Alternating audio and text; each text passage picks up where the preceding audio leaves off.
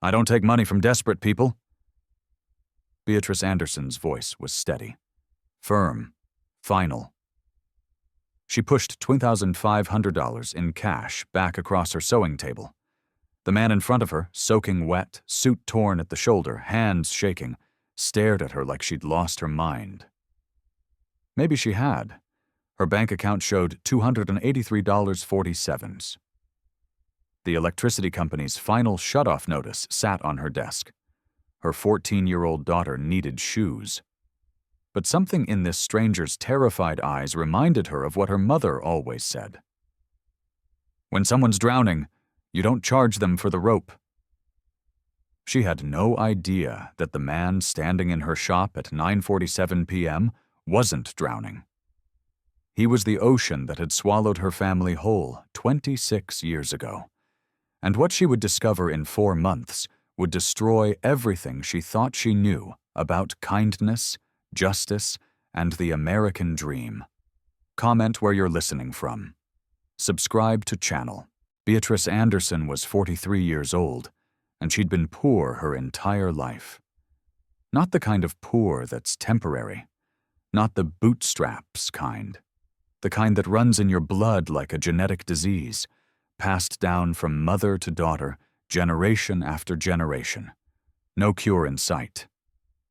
She'd grown up in 3rd Ward, Houston. Her mother, Emma Anderson, had run Anderson Alterations in the same brick building since 1984. Beatrice learned to sew at 7 years old. Not as a hobby, as survival training. By 9, she could take in a waistband. By 12, she could reconstruct a jacket shoulder. By 15, she could work by candlelight during blackouts, her fingers remembering what her eyes couldn't see. Her father had left when she was 3. Just walked out one morning, never came back. Her mother never talked about him. Raised Beatrice alone, working 16-hour days, 6 days a week, charging just enough to keep the lights on, but never enough to get ahead. "We're not a business," Emma would say, threading her needle by feel in the dim shop. "We're a service. There's a difference." Beatrice went to public school, wore donated clothes, qualified for free lunch. The other kids noticed. Kids always notice. But she kept her head down, got good grades, stayed invisible. She was smart, not just street smart, but actually intelligent. Math came easy. She could see patterns in fabric the way some people see patterns in numbers. She got pregnant at 19. The father, Marcus, promised marriage, promised stability, disappeared the day she told him. She named the baby Nena, raised her in a 1-bedroom apartment above her mother's shop. History repeating itself. But here's what nobody knew. Mini cliffhanger. Beatrice had taught herself engineering principles through sewing. Load-bearing seams, stress distribution, material sciences. She understood tension and compression better than most people with degrees. She'd fixed impossible repairs, wedding dresses torn beyond recognition, vintage suits with no replacement fabric, leather jackets everyone else said were trash. She could have been an engineer, could have gone to college on scholarship. But Nena came. Money got tight, her mother got sick, and survival doesn't leave room for dreams. Now, at 43, she was exactly where her mother had been. Same shop, same struggle, same impossible choice between dignity and rent. The electricity bill was $215, due Friday. Rent was $950, due in 4 days. She had $283.47 in her checking account. The math was simple and devastating. She was $881.53 short with no way to make it up. When the stranger knocked on her door at 8:58 p.m. on that rainy Tuesday night, she almost didn't answer. A woman alone, bad neighborhood, late hour, every instinct said lock the door and ignore it. But she saw his face through the glass. Terror, not anger, not entitlement. Pure fear, and something in her mother's voice echoed in her memory. Fear makes people cruel or kind. Choose kind. She opened the door. 4 hours later, after repairing his $1,000 suit by candlelight during a power outage, after refusing his desperate offer of $2,500 after he left in tears at 1:16 a.m. Beatrice went to bed believing she'd done the right thing. She had no idea she'd just saved the man who'd stolen everything from her family. The next morning started normal. Alarm at 7:00 a.m. 4.5 hours of sleep. Body aching, fingers stiff from last night's work. Beatrice made scrambled eggs for Nena, gave her daughter the bigger portion like always, sent her to school with a forced smile. She went downstairs at 8:30, flipped the shop sign to open, made coffee in her temperamental pot, sat down at her mother's 1984 Singer sewing machine. 9:45 a.m. A black SUV drove past, slowly, then circled back, parked across the street. 2 people inside, just watching. Samuel, her elderly customer getting a button replaced, looked up from his crossword. That's strange. Very strange, Beatrice agreed. But Houston was a big city. Weird things happened. 10:15 a.m. Different black car. A woman in a sharp suit got out, walked to Beatrice's window, stared inside like she was appraising property, pulled out her phone, made a call while looking straight at Beatrice. Mr. Samuel stood. Beatrice, I don't like this. 10:42 a.m. 3 black vehicles pulled up simultaneously. 8 people in dark suits stepped out, moved toward her shop in formation. Professional, coordinated, terrifying. Lock the door, Mr. Samuel said, already pulling out his phone to call 911. But the lead man was already at the door, already opening it. Miss Beatrice Anderson? Her voice came out smaller than she wanted. Who are you? He pulled out credentials. Richard Sterling, Senior Legal Counsel for Ashford Industries. We need to speak with you immediately regarding last night. I just fixed a suit. Her hands were shaking. I didn't do anything wrong. His face was unreadable. We know. That's exactly why we're here. What happened next will shock you. A woman stepped forward. Tailored suit, confident voice. Miss Anderson, I'm Melanie Brooks, VP of Communications. What we need to discuss is sensitive. We need privacy. Privacy for what? Beatrice backed against her sewing table. Am I being sued? No. Richard's voice was ice. But we need to talk about Gregory Ashford and what you did for him last night. Gregory. The desperate man. The torn suit. The $2,500 she'd refused. What had she done wrong? I helped someone, Beatrice said. That's not illegal. It's not. Melanie's voice softened slightly. But it is unusual, especially when that someone is Gregory Ashford. Another lawyer opened a briefcase, pulled out a tablet. Miss Anderson, do you follow business news? I barely have time to sleep. Beatrice's patience was fraying. No. He turned the tablet toward her. Forbes magazine cover. The man from last night, Gregory, stared back at her. The headline made her stomach drop. Gregory Ashford, the reluctant billionaire reshaping American manufacturing. Below it, $4.2 billion net worth. The room tilted. Beatrice grabbed the table. That's him? Her voice was faint. That's Gregory?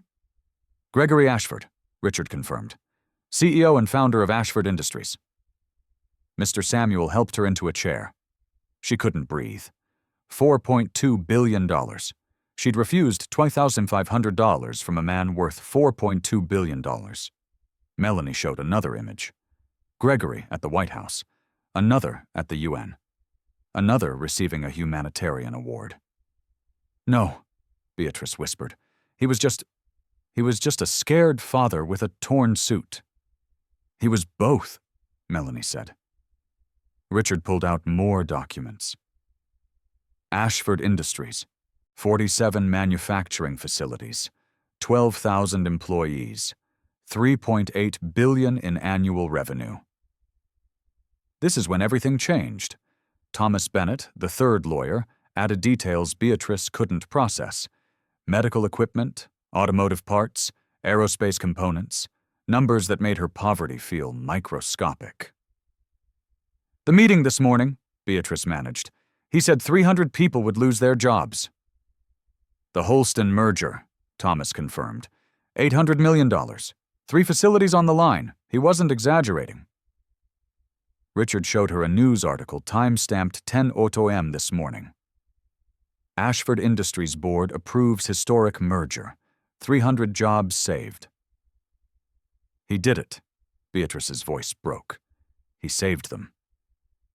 "Because of you," Melanie said firmly. "I just fixed a suit." "No." Richard leaned forward.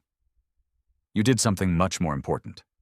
He showed her an email from Gregory Ashford to his executive leadership team, sent 3:17 a.m. Subject line: "What I learned last night."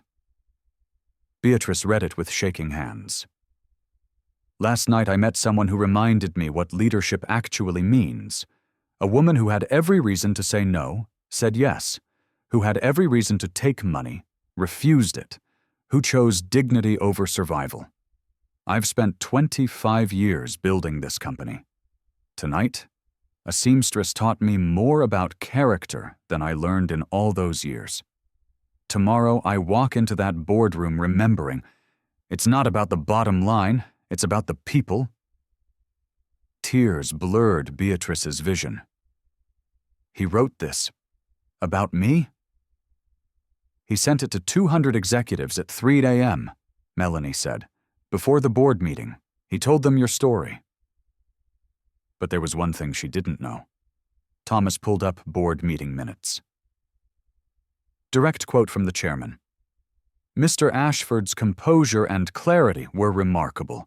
When challenged on the merger's risks, he spoke about leadership, character, and responsibility in ways I've never heard from him."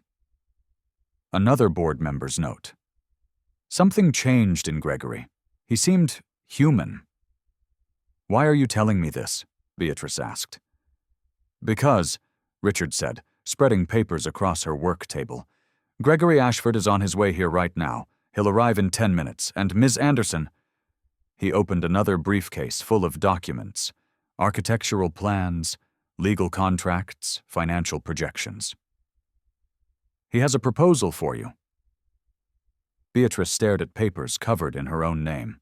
Director positions, equity partnerships, numbers she couldn't comprehend. "What kind of proposal?" "One that will change your life," Melanie said softly. "If you'll let it." Outside, the most expensive car yet pulled up. Security stepped out first.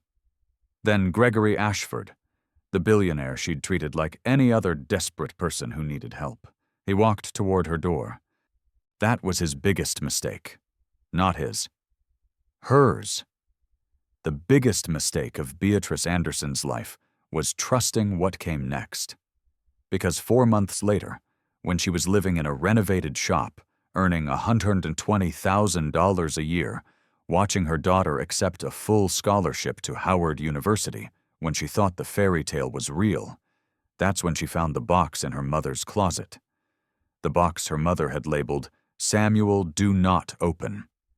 Inside were patent documents dated 1998, engineering schematics, a leather journal filled with designs, and a name she recognized from her childhood, spoken in whispers when her mother thought she was asleep. Samuel Anderson. Her uncle. Her mother's younger brother. The uncle who'd worked at Ashford Industries' first factory. The mechanical engineer who'd invented the precision manufacturing process that made Gregory Ashford's fortune possible. The uncle who'd been forced out in 1999, patents stolen, died in poverty in 2015. The uncle whose work had made Gregory Ashford worth $4.2 billion, while his sister, Beatrice's mother, died with $100 in a coffee can and a shut-off notice from the electric company. What she found next would destroy everything. Beatrice sat on her mother's bedroom floor. Her mother had been dead 5 years now, surrounded by documents that rewrote her entire life. The journal was leather-bound, worn from use. Samuel Anderson's handwriting covered page after page. Mechanical drawings, calculations, notes dated from 1996 to 1998. November 1996. Prototype successful. Precision within 0.001 mm tolerance. Could revolutionize automotive parts manufacturing. March 1997. Showed designs to Robert Ashford, plant supervisor. He seemed impressed, said he'd take it to ownership. June 1997. Robert promoted to VP Manufacturing. My designs now company property. Contract says anything created within scope of employment belongs to Ashford Industries. But I designed this at home, on my own time, my own materials. September 1997. Tried to discuss patent with Robert. He said I was stepping above my station. Said I should be grateful to have a job. Said black engineers don't get to make demands. The next entries got darker. December 1997. They're using my process in Factory B. I see my designs everywhere. No credit, no compensation. I asked Robert about royalties. He laughed. February 1998. Robert told me to stop making trouble. Said if I kept pushing, I'd be terminated. I have 2 kids. Wife is pregnant with our 3rd. I need this job. April 1998. Filed formal complaint with HR. They said I signed away all rights in my employment contract. I didn't understand what I was signing. They gave me 48 hours to sign a new NDA or be fired. I signed. What choice did I have? September 1998. Robert Ashford's son, Gregory, just graduated from Wharton. Company announcement. Gregory will revolutionize manufacturing with innovative processes. That's my work. My work. They're giving it to his son. The truth they buried for 26 years. Beatrice's hands shook as she turned pages. Her uncle's desperation bled through the ink. November 1998. Tried to hire a lawyer, can't afford one. Legal aid said employment contracts are hard to fight, especially when you signed an NDA, especially when you're black and the company is white and rich. January 1999. They fired me. Insubordination. Blackballed me from every factory in Houston. Can't get hired anywhere. Emma, my sister, is helping with bills, but she's barely surviving herself. I've destroyed my family over pride. March 1999. Gregory Ashford just founded Ashford Industries, using my manufacturing process as the foundation. The news calls him a genius entrepreneur. Forbes predicts his company will be worth hundreds of millions within a decade. July 1999. I am broken. Cannot provide for my family. My wife left, took the kids. I see my designs making millions for the Ashfords while I can't afford groceries. Emma says let it go. Says fighting rich white men only gets black men killed. But it's not fair. It's not fair. The last entry was dated August 15, 1999. I'm hiding these documents with Emma. If anything happens to me, maybe someday someone will care. Maybe someday there will be justice. But I don't believe it anymore. The system isn't broken. It was built this way, built to protect people like the Ashfords, built to crush people like me. Beatrice's tears fell onto the page, smearing ink written 26 years ago. Beneath the journal were patent applications, her uncle's name, filed March 1998, rejected. Reason: prior art exists. But there was no prior art. The prior patent was filed by Ashford Industries 2 weeks earlier, based on Samuel's own designs. They'd stolen his invention, then used the patent system to prove he stole it from them. Mini cliffhanger. Beneath the patents were newspaper clippings. Local engineer dies in apparent suicide. October 2015. Samuel Anderson, 58, found in his apartment. No note. No explanation. The article was 3 paragraphs, a life dismissed in 100 words. But paperclipped to it was something else. A letter, dated October 2015, from a lawyer named Patricia Chen. Mr. Anderson, I've reviewed your case. The statute of limitations for fraud claims in Texas is 4 years. Your patents were stolen in 1998. It's now 2015. Legally, you have no case. I'm sorry, but there may be another option. Document everything. Save all evidence. If you have family, make sure they know the truth. Sometimes justice takes generations. Her uncle had saved everything, had documented everything, had waited for justice that never came, and then he'd killed himself. Or had he? Beatrice found one more document at the bottom of the box, a police report from October 2015. Investigating officer's notes. Deceased found by landlord. No signs of struggle, no suicide note. Antidepressants in medicine cabinet, but not at lethal levels. Me ruled death as undetermined. Family declined autopsy. Case closed. Undetermined. Not suicide. Undetermined. Her mother had known, had hidden this box, had labeled it with her brother's name and a warning not to open it. Why? Beatrice looked at her phone, at the contact she'd saved 4 months ago. Gregory Ashford, the man who'd cried in her shop, who'd offered her $2,500, who'd given her a $120,000 job, a $2.1 million investment, a scholarship for Nana. The man whose father had stolen everything from her uncle. The man whose fortune was built on her family's stolen designs. The man who'd been 18 years old when his father gave him Samuel Anderson's life's work and called it a graduation present. Gregory Ashford hadn't known, she told herself. He was just a kid. His father did this. Robert Ashford was the villain. But Robert Ashford had died in 2010. And Gregory had run Ashford Industries for 15 years after that, profiting every day from stolen work, never questioning where the family innovation came from, never wondering if his father had been honest. This is when Beatrice made a choice that would cost everything. She called Patricia Chen, the lawyer from the 2015 letter. 15 minutes of searching found her, still practicing, still taking underdog cases. Ms. Chen, my name is Beatrice Anderson. My uncle was Samuel Anderson. I need to talk to you about Ashford Industries. 2 weeks later, Beatrice sat in Patricia Chen's modest office in downtown Houston. The lawyer was 62, Chinese-American, sharp-eyed, and skeptical. I told your uncle in 2015 that the statute of limitations had passed, Patricia said. Why are you here? Beatrice spread the documents across the desk, the journal, the patents, the timeline. Patricia read for 20 minutes in silence. Then she looked up. How long have you worked for Ashford Industries? 4 months. Director of Employee Services. 30% equity partner in the tailoring division. Jesus Christ. Patricia sat back. You're the tailor. The one from the news. The one who fixed his suit. Yes. And he gave you a job, a partnership, money for your daughter's college. Yes. And now you're telling me he built his empire on designs stolen from your uncle. Yes. Patricia was quiet for a long time. Then, Miss Anderson, if you pursue this, you will lose everything he gave you.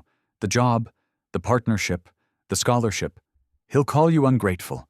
The media will destroy you, and you might still lose in court. I know. Your daughter's scholarship is contractual. He can't take that back. But everything else? Gone. I know. Why would you do this? Beatrice looked at her mother's photo on her phone, at her uncle's face in the 1998 newspaper clipping, at Nana's bright smile. Because he said he learned about character from me, but I learned it from my mother, and she learned it from her brother. And Samuel Anderson died believing there was no justice in this world. She met Patricia's eyes. I need to prove him wrong. Patricia Chen smiled. It wasn't a nice smile. It was a lawyer's smile. Then let's burn this empire down. The lawsuit was filed on January 15th, exactly 4 months after Beatrice had fixed Gregory Ashford's suit. Anderson v. Ashford Industries, Inc. Plaintiff, Beatrice Anderson, individually and as heir to Samuel Anderson, deceased. Defendants, Ashford Industries, Inc. Gregory Ashford, individually, claims fraud, unjust enrichment, conversion, breach of fiduciary duty, intentional infliction of emotional distress relief. Sought $40,000 in damages, plus injunctive relief. The number was calculated carefully. 26 years of royalties. Conservative estimate of 2% of Ashford Industries' manufacturing division revenue from 1998 to 2025. The media got hold of it within hours. That was her second mistake. The headlines came fast and brutal. Ungrateful Tailor sues billionaire benefactor. Woman who refused $2,500 now demands $40 million. Gregory Ashford's act of kindness backfires spectacularly. Lawsuit targets man who saved Houston jobs. The backlash was immediate and vicious. Twitter exploded. Off Business Insider. Beatrice Anderson, the Houston tailor who became famous for refusing payment from billionaire Gregory Ashford, has filed a $40 million lawsuit against him. Full story. Link. 127K retweets, 890K likes top reply, 48K likes. This is why no good deed goes unpunished. He gave her a job, a partnership, paid for her daughter's college, and this is how she repays him? Disgusting. And Fox Business. Breaking. The grateful tailor, who inspired viral story about kindness and character, is now suing the man who changed her life. What happened to gratitude? 89K retweets at her TMZ. Gregory Ashford gave a broke seamstress $2.1 million to expand her business. She's suing him for $40 million. We got the exclusive details. Link. 156K retweets. The comments were worse. She saw a white billionaire and dollar signs. Race Hustler Playbook page 1. This is why you can't help these people. Give them an inch, they take $40 million. I knew something was off about her refusing the $2,500. It was all a setup. She played him. Her poor daughter. Imagine having a mother this shameless. Gregory Ashford's PR team worked fast. Within 24 hours, he was on Good Morning America. The host, sympathetic and warm. Gregory, this must be devastating. You tried to help someone, and now you're being sued. How are you feeling? Gregory, looking tired and hurt. Honestly, Robin, I'm heartbroken. I thought we'd built something meaningful, a partnership based on mutual respect. I invested millions in her community. I paid for her daughter's education, which, let me be clear, I won't take back. Nana deserves that scholarship no matter what her mother does. That's very generous of you. It's not about generosity. It's about doing what's right. He paused, and his voice cracked perfectly. I learned something from Beatrice that night. About character. About integrity. I thought we understood each other. I thought she believed in second chances, in building something together instead of tearing each other down. What do you think changed? I don't know. Maybe someone got in her ear. Maybe lawyers convinced her there was money to be made. But the Beatrice I met, who worked for 4 hours in the dark, who refused payment because I was desperate, I don't think she would do this. The host leaned in. The lawsuit alleges that your company stole designs from her uncle in 1998. What's your response to that? Gregory's face showed perfect sadness. My father, Robert Ashford, built this company from the ground up. He passed away in 2010, so he can't defend himself against these accusations. But I knew my father. He was a man of integrity. Did he make mistakes? Probably, we all do. But deliberately stealing from an employee? That's not the man who raised me. So you deny the allegations? I deny that my father was a thief. I deny that our company was built on stolen work. And I'm deeply saddened that someone I tried to help would make these accusations without any proof beyond some old notebooks that could say anything. What happened next will shock you. The public ate it up. Gregory Ashford, billionaire who saved jobs, who'd been inspired by a poor tailor's kindness, who'd invested millions to help her community, was the victim. Beatrice Anderson, ungrateful, greedy, playing the race card, was the villain. Protesters appeared outside Anderson alterations. Not many, but enough. Signs read, "Gratitude, not greed." Ashford changed your life. Don't bite the hand that feeds you. Someone spray-painted her shop window. "Race hustler." Nana came home from school crying. "Mom, everyone's saying terrible things. They're saying you're a liar. They're saying we're thieves. Why are you doing this?" Beatrice held her daughter. "Baby, sometimes doing the right thing makes people hate you." "But is it the right thing? Mr. Ashford gave us everything. He gave you everything." "He gave us what he could afford to lose, Nana. What he couldn't afford was the truth." But Nana pulled away. "I don't understand. We were finally okay, finally stable, and you're destroying it." Beatrice watched her daughter walk to her room and close the door. Watched the thing she'd feared most happening. Her child losing faith in her. She called Patricia Chen. "They're destroying me. The media, the public. My own daughter doesn't understand." Patricia's voice was steel. "Did you think this would be easy? You're a black woman accusing a white billionaire of building his empire on stolen black labor. Of course they're destroying you. That's the playbook. Discredit the accuser.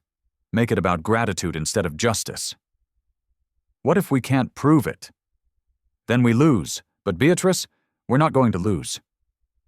"How can you be sure?" "Because rich men always leave evidence. They think they're untouchable, so they get sloppy. And Gregory Ashford? He's not half as smart as he thinks he is." Mini cliffhanger. Discovery began in February. Patricia Chen filed subpoenas for every document Ashford Industries had from 1996-2000. Employment records, patent applications, internal memos, financial statements. Ashford's lawyers, a team of 12 from Winston and Strawn, billing $200 an hour, fought every request, filed motions to dismiss, claimed attorney-client privilege, argued that 26-year-old documents were destroyed per company retention policies. But Patricia had help.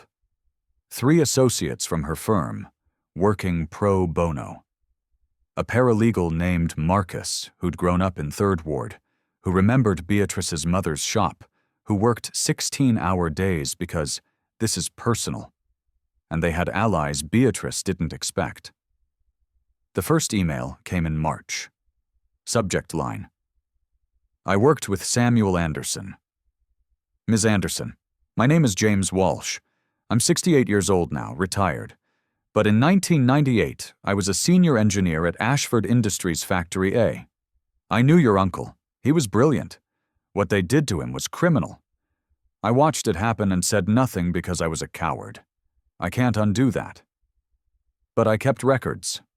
I have meeting notes from 1998, where Robert Ashford explicitly discussed optimizing Samuel's designs for commercial application. Sorry. I have emails proving they knew the patents were based on Samuel's work. If you're fighting them, I'll testify." The second email came 2 days later, from a woman named Dorothy Martinez.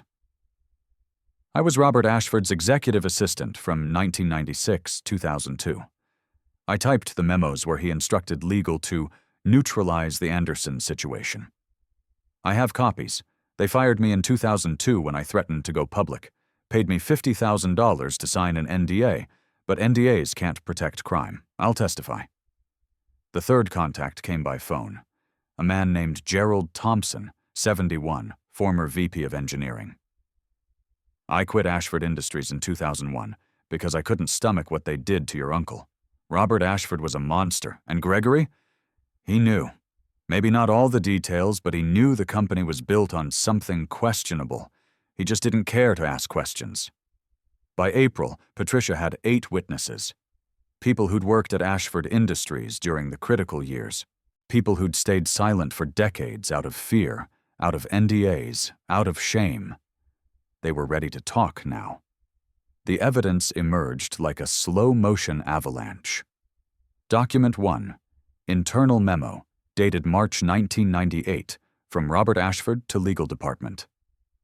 Samuel Anderson situation. Employee is claiming ownership of precision manufacturing process currently in development for Factory B. His employment contract assigns all work product to company, but he's disputing the language. Legal. Prepare termination documents and NDA. We need this resolved before Gregory takes over operations. Cannot have employee claims complicating the transition. Patricia presented it at deposition. Gregory Ashford's lead attorney, Michael Barrett, barely glanced at it. This proves nothing. Employment contracts routinely assign work product to employers. That's standard practice. Even when the work was done outside of work hours, with personal materials, on personal time. The contract language says, within scope of employment. Mr. Anderson's designs related to his employment, therefore company property. Interesting. Patricia pulled out Document 2. Email chain, March-April 1998, between Robert Ashford and patent attorney David Klein. Robert, we need to file immediately on the precision process. Anderson is making noise about prior invention. David, if Anderson has prior documentation, we could face challenges. Robert, Anderson is a black factory worker with no resources and 3 kids. We're a $1 million company with the best lawyers in Houston. File the patent. Let him try to fight it. Michael Barrett's face tightened. This is taken out of context. What context makes "let him try to fight it" sound less like deliberate theft? My client's father is dead. He can't defend these characterizations. How convenient. But there was one thing they didn't know.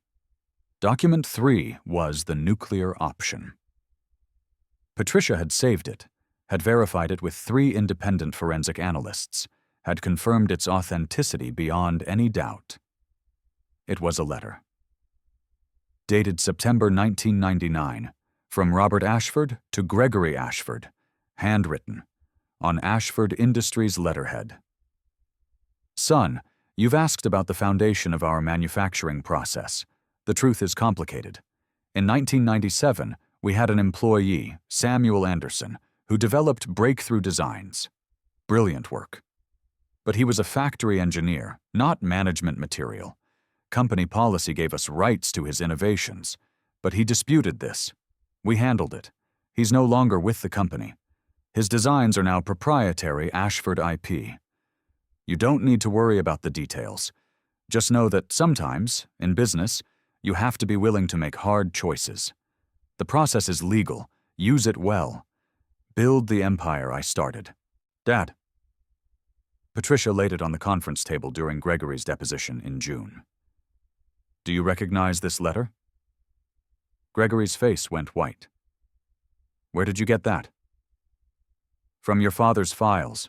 Do you recognize it? His lawyer put a hand on his arm. Don't answer. But Gregory was staring at his father's handwriting, at proof that he'd known, that he'd been told the foundation of his empire was built on theft, and he'd done nothing. Mr. Ashford, Patricia's voice was gentle now, deadly gentle. You told Good Morning America that your father was a man of integrity, that he would never steal from an employee. But this letter, in his own hand, admits exactly that. So which is it? Was your father a liar when he wrote this letter, or were you lying on national television? Gregory's lawyer stood. This deposition is over. Sit down, counselor. We have 6 hours scheduled and we're using every minute. She turned back to Gregory. The letter is dated September 1999. You would have been 23 years old, fresh out of Wharton, about to take over the family business. Your father told you the truth about where your competitive advantage came from. And what did you do? Gregory's voice was barely audible. I built the company. Using stolen designs. They were legally company property. Legally stolen, you mean? The contracts were designed to trap employees who didn't have resources to fight back. Your father said it himself. A black factory worker with no resources. He knew exactly what he was doing. And so did you. The truth was about to destroy everything.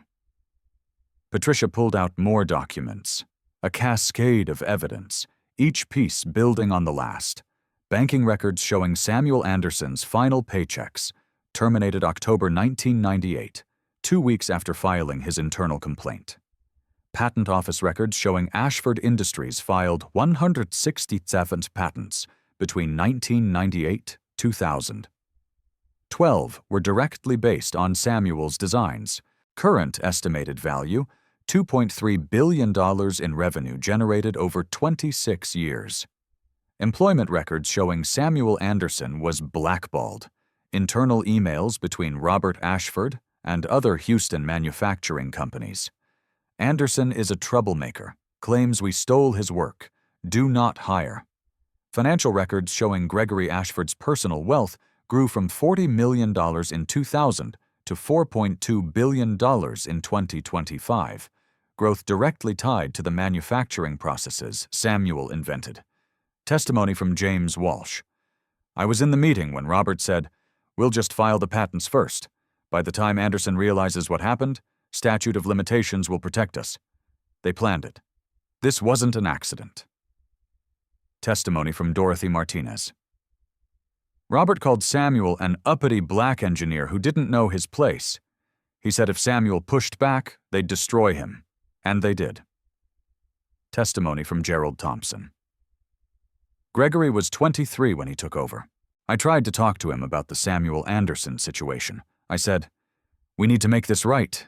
He said, "My father handled it. The past is past. Let's focus on building the future." He didn't care. He knew it was wrong and he didn't care. Patricia laid it all out like a prosecutor building a murder case. Each document, each witness, each piece of evidence pointing to the same conclusion. Robert Ashford had deliberately stolen Samuel Anderson's life's work, had used legal contracts and power imbalances to trap him, had filed patents based on stolen designs, had blackballed Samuel when he complained, had built Ashford Industries on theft, and Gregory Ashford had known since 1999 and done nothing. The court hearing was set for August 15, 2026, exactly 27 years after Robert Ashford's letter to his son. Judge Maria Rodriguez presided. 62 years old, Latina, appointed by Obama, reputation for not tolerating corporate bullshit. The courtroom was packed. Media in the back rows.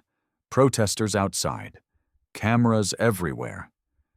Gregory Ashford sat at the defense table, flanked by his 12 lawyers. He looked older now. Tired. The shine of billionaire philanthropy had tarnished over 6 months of depositions and document discovery.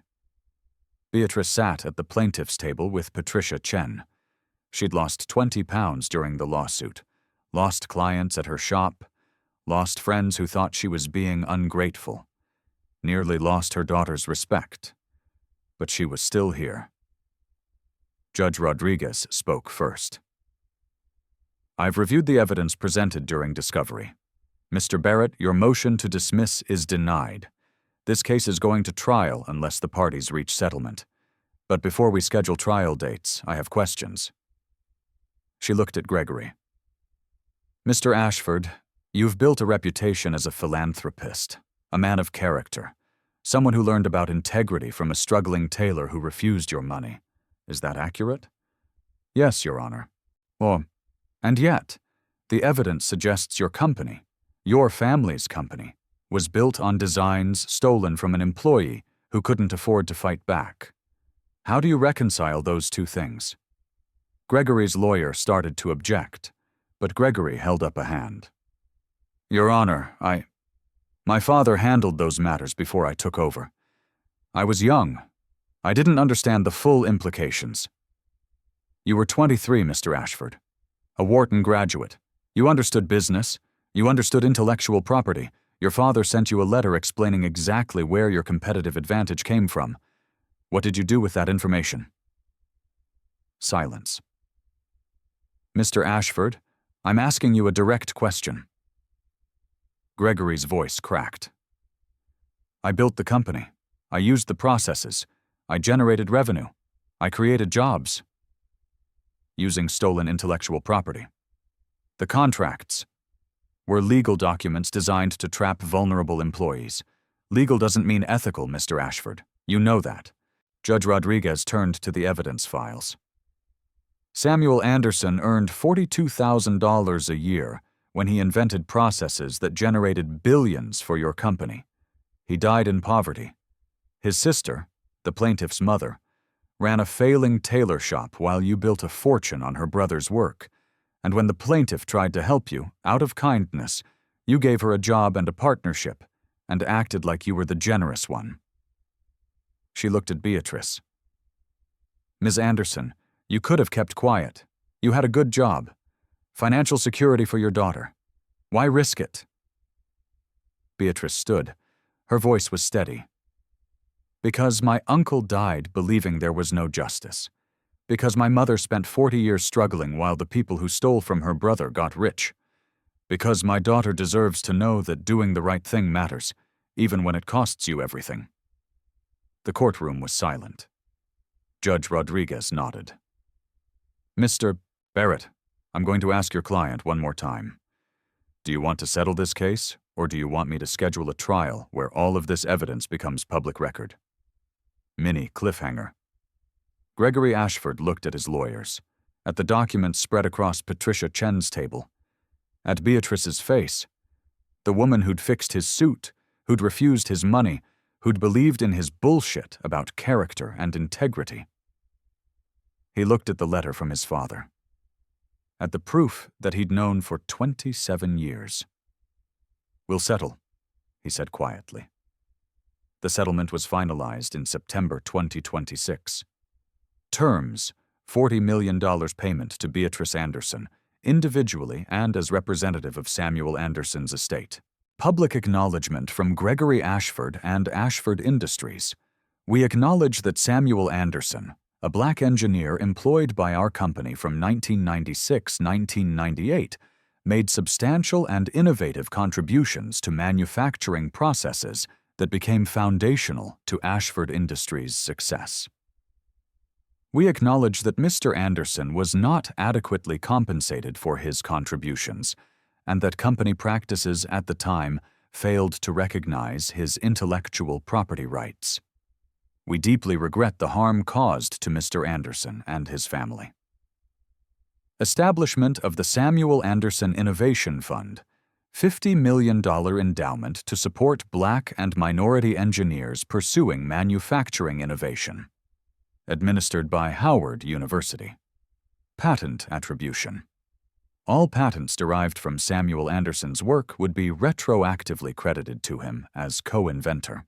Restructuring of Beatrice's partnership. 50% equity stake in Ashford Employee Services, up from 30%, with independent board oversight to prevent conflicts. Policy changes. Ashford Industries implemented new IP attribution policies, including independent review of employee contracts, fair compensation for employee innovations, and a whistleblower protection program. But the settlement wasn't the victory. The victory was what came after. The media coverage shifted. Slowly at first, then like a dam breaking. New York Times, the $40 million suit, how one woman exposed corporate theft of black innovation. Washington Post, Gregory Ashford's charitable image concealed decades of exploitation. Bloomberg, when billionaire philanthropy meets historical injustice, the Ashford settlement. The public narrative changed. Comments that had called Beatrice ungrateful now asked different questions. How many other black engineers had their work stolen? How many self-made billionaires actually built empires on stolen black labor? Why did it take a lawsuit for Ashford to acknowledge what he'd known for 27 years? 3 other former Ashford Industries employees came forward with similar claims. The company settled those too. Quietly. Industry publications ran investigative pieces on IP theft from minority employees. Congress held hearings on employment contract reform. Law schools added case studies on the Anderson versus Ashford settlement. Nana, who'd been angry and confused during the lawsuit, wrote an essay for her college application titled, "What My Mother Taught Me About Justice." She got into Howard's engineering program with full scholarship from the Samuel Anderson Innovation Fund. The fund's first year supported 47 black engineering students. By year 3, 200. By year 5, the endowment had grown to $120 million through additional donations. Samuel Anderson's name, forgotten for 27 years, now appeared on university buildings, scholarship programs, engineering awards. And Beatrice? She kept running Anderson alterations, kept hiring local seamstresses, kept offering free alterations to job seekers every Saturday. But now she did it without worrying about electricity bills or rent. She used $10 million of the settlement to establish an IP legal defense fund for employees fighting patent theft. Free lawyers for people like her uncle, who couldn't afford to fight. She donated $5 million to Third Ward community programs, after-school STEM education, small business grants, housing assistance. She invested $15 million in a trust for Nana and future grandchildren. She kept $10 million for herself. Bought a modest house in the same neighborhood. Nothing fancy. She didn't need fancy. The remaining settlement funds went to causes her mother and uncle would have supported: scholarships, legal aid, community development. And Gregory Ashford? His reputation never recovered. He resigned as CEO of Ashford Industries in November 2026. The board appointed independent leadership. His net worth dropped from $4.2 billion to $2.8 billion as the company restructured and paid out additional settlements. He gave interviews about learning from mistakes and the complicated legacy of family businesses. Nobody bought it. His TED Talk about the night a tailor taught me about character was deleted from the internet. His Good Morning America interview, where he'd called Beatrice ungrateful, became a case study in how powerful men weaponize victimhood. He still had billions. He still had mansions and private jets and access to power. But everyone knew the truth now. His empire was built on stolen black innovation. And the only reason anyone found out was because a broke tailor refused $2,500 and chose dignity over survival. So let me ask you something. Have you ever worked for someone who took credit for your ideas? Have you ever signed a contract you didn't fully understand because you needed the job? Have you ever stayed quiet about injustice because speaking up felt too risky? Have you ever wondered how many self-made billionaires are really just people who were smart enough, rich enough, and white enough to steal without consequences? Beatrice Anderson did what most people can't do. She had everything to lose and fought anyway. She risked her daughter's future to honor her uncle's memory. She chose justice over gratitude. But she shouldn't have had to. Samuel Anderson shouldn't have died in poverty while his designs made billions for someone else. Emma Anderson shouldn't have worked herself to death in a failing tailor shop while the Ashfords built mansions. The system that protected Robert Ashford in 1998 is still protecting people like him today. Employment contracts are still designed to trap vulnerable workers. IP law still favors companies over individuals. Black and brown innovators still fight for recognition while white executives take credit. Beatrice won one case. But the war is far from over. If this story made you angry, good. Use that anger. Check your employment contracts. Document your innovations. Support legal aid organizations that help workers fight back. Vote for politicians who reform IP law. Share stories like this until the truth can't be buried anymore. Drop your story in the comments. Have you or someone you know been exploited by employers who took credit for your work? Have you stayed quiet about injustice because fighting felt impossible? Share this story. Not the sanitized version where Gregory Ashford is a generous philanthropist who got sued by an ungrateful woman. The real version. The version where a black engineer's life work was stolen, and it took 27 years for anyone to care. Because here's what Beatrice Anderson proved. You can choose kindness without choosing submission. You can refuse money without refusing justice. You can honor your family's legacy by fighting the people who destroyed them. The Ashfords of the world count on your silence. They count on your gratitude. They count on you being too tired, too poor, too scared to fight back. Prove them wrong. Subscribe to channel for more stories about the people who refuse to stay silent. Stories about the lawsuits that expose decades of injustice. Stories about the truth they tried to bury. Stay just. Stay loud. Stay free.